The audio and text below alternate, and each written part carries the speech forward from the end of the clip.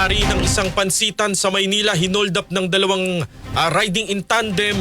Suot na alahas ng biktima, tinangay pa ng mga sospek. Kasama natin sa balita si Radyoman Lestor Aler. Lestor.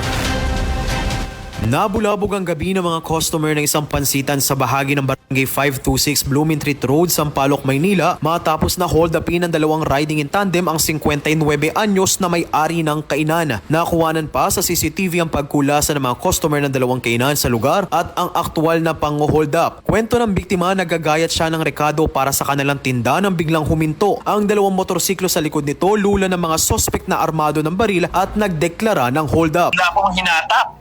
Una, nagipagbuluan ako kaso sabay-sabay silang nagkasa ng baril. So, ang sabi, alahas. Ang ginawa ko, pinigtas ko kagad yung pintas ko at saka bracelet. Yung pintas ko, pinigtas ko kagad.